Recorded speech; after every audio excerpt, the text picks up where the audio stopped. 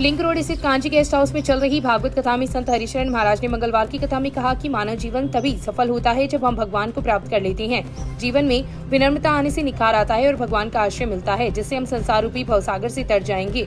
भगवान के सिवाय इस जगत में हित करने वाला कोई और नहीं है और परमात्मा की प्राप्ति ही जीवन का सार है। कथा के अंतर्गत श्री कृष्ण महाराज कंसवध की झांकियां सजाई गई। कथा के प्रारंभ में मुख्य यजमान विजय कुमार हरिद्वाल ने व्यासपीठ की पूजा अर्चना की। इस अवसर पर सतीश हरिद्वाल, अमरीश कौशिक, पवन, रवि हरिद्वाल, शशिकांत धरेंद्र, विकास शास्त्री, दिवाकर शर्मा, महेश महर्षि, संयम इंदौरिया, पृथ्वीराज प्रजापति, हरिप्रसाद हर्षवाल, रामरतन प्रजापत, इंद्रचंद प्रजापत, विश्वनाथ शर्मा, विशन दयाल गोरीसरिया, हनुमान सिंह शेखावत, प्रमोद चमड़िया, घनश्याम चंद्र शर्मा, सावरमल माटोलिया, मूलचंद सिंधी, ओम प्रकाश मंगलहारा, जगमोहन हारी, महेश प्रजापत, लक्ष्मीनारायण बंसिया, आनंद कुमार चौधरी सहित कई लोग उपस्थित थे। सुबह के समय प्रभात फेरी निकाली गई, जिसमें काफी संख्या में श्रद्धालु उपस्थित थे तथा रात्रि के समय भजन संध्या का आयोजन हुआ, जिसमें गायक कलाकार एसपी वर्मा ने भजनों की प्रस्तुतियां दी। फतेहगंज जिला अस्पताल में एनजीओ के माध्यम से कार्यरत 5 कर्मचारियों को पीएमओ संतोष आर्य द्वारा बिना किसी कारण मुक्त करने पर बवाल मच गया तथा संविदा पर कार्यरत कर्मचारी लामबंद हो गए तथा अपना आक्रोश जताया।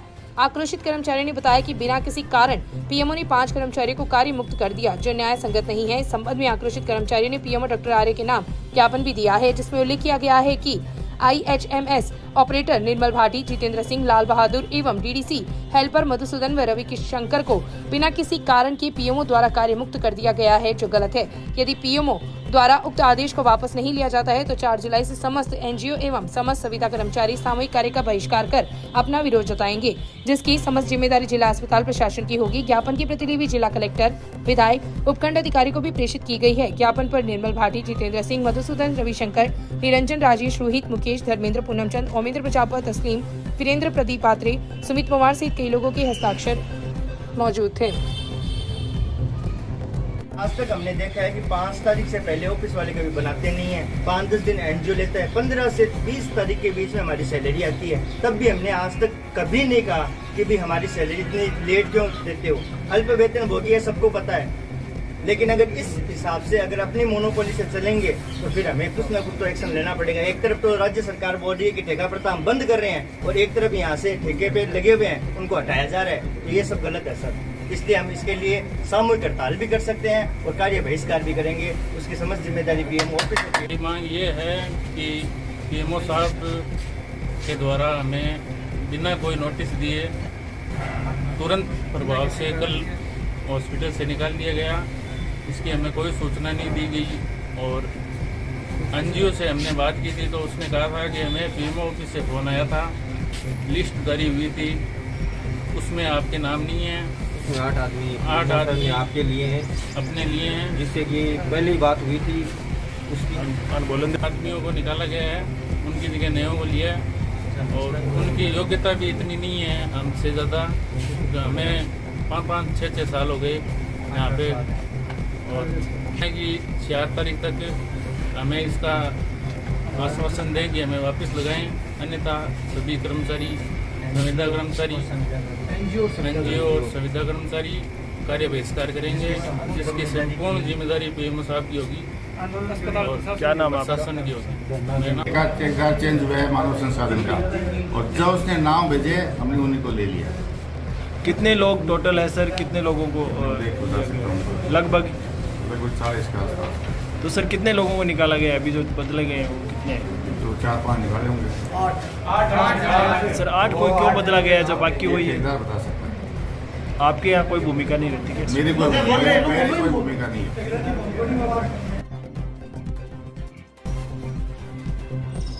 तहसील के गांव कादिया की राजकीय उच्च माध्यमिक स्कूल में मंगलवार को विद्यार्थियों का सम्मान एवं डीजे के साथ प्रवेश उत्सव रैली का आयोजन किया गया। संस्था प्रधान विनोद कुमार सिसोदिया की अध्यक्षता में हुए कार्यक्रम में कक्षा 12 में 91% अंक प्राप्त करने पर रीना पुत्री, श्रवण कुमार, कक्षा 10 में 86.50% अंक प्राप्त करने पर निर्भय न्योल सहित 75% से अधिक प्राप्त करने वाली 11 छात्राओं को सम्मानित किया गया। इसके पश्चात राज्य सरकार की प्रवेश उत्सव अभियान के तहत नामांकन अभिवृद्धि के लिए विद्यार्थियों एवं सभी शिक्षकों ने ग्राम के मुख्य मार्गों से होते हुए रैली के माध्यम से फ्लैक्स एवं पैम्पलेट्स के साथ प्रचार प्रसार किया गया।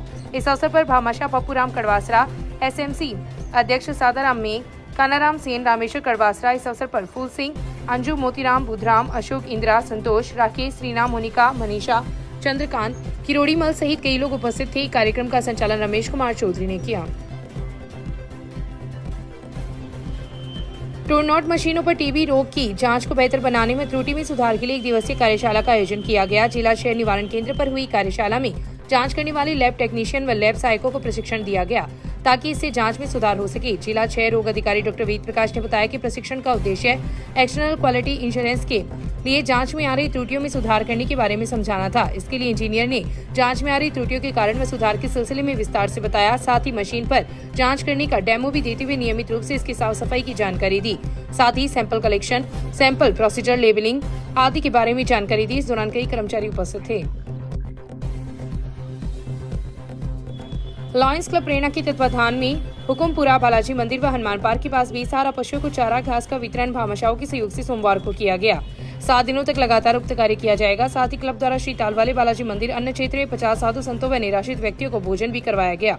इस अवसर पर क्लब के वीरेंद्र बुनकर, संदीप कंदोई, ओम प्रकाश चौहान, हिमांशु सराव, जयकांत बिवाल, रवि सरावगी, कृष्णकांत रामावत, मुकेश शर्मा, सुनील छोटिया, राजेश शर्मा, कैलाश शर्मा, पदेन पुजारी, धनराज इंदौरिया सहित कई लोग उपस्थित थे।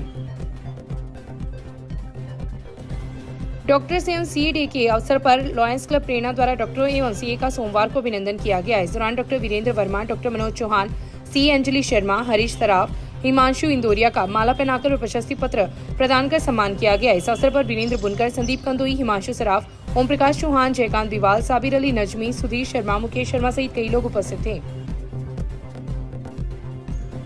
राज्य सरकार के निर्देश व शिक्षा विभाग के आदेश पर गांव बुधवाली की राजकीय उच्च माध्यमिक स्कूल सहित कई स्थानों पर मंगलवार को पौधारोपण किया गया। कार्यवाहक संस्था प्रधान राजेंद्र प्रसाद व प्रयाण प्रेमी शिक्षक प्रकाश कुमार के नेतृत्व में स्कूल परिसर, खेल मैदान, अस्पताल परिसर, अंबेडकर भवन, शमशान भूमि, कब्रिस्तान सहित कई स्थानों पर विभिन्न प्रकार के पौधे लगाए गए। साथ ही विद्यार्थियों को घर पर लगाने के लिए अमरूद, जामुन, मीठा नीम, सहजन के फलदार पौधे वितरित किए गए। इस अवसर पर संस्था प्रधान ने कहा कि बुधवाली को हरित ग्राम बनाने के लिए 1000 पौधे लगाने का लक्ष्य पूर्ण किया गया है तथा आगामी दिनों में आवश्यकता अनुसार पौधारोपण अभियान को गति प्रदान की जाएगी। इस अवसर पर सरपंच प्रतिनिधि बाबूलाल स्वामी, जगदीश प्रसाद पारीक, परमेश्वर लाल पारीक, युधिष्ठर, शंकरलाल जोया, श्रवण, पवन, सुशील, पुरुषोत्तम, रामोतार, फारूक खान सहित कई लोग उपस्थित थे।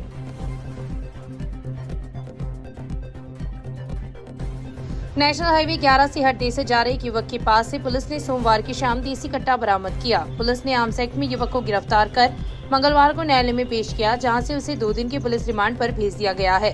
पुलिस ने बताया कि एएसआई गिरधारी लाल में पुलिस जाब्ता गश्त कर रहे थे। इस दौरान मुखबिर से सूचना मिली कि गुसाईसर के रहने वाले 22 वर्षीय संजय पुत्र रतनलाल जाट के पास पिस्तौल है।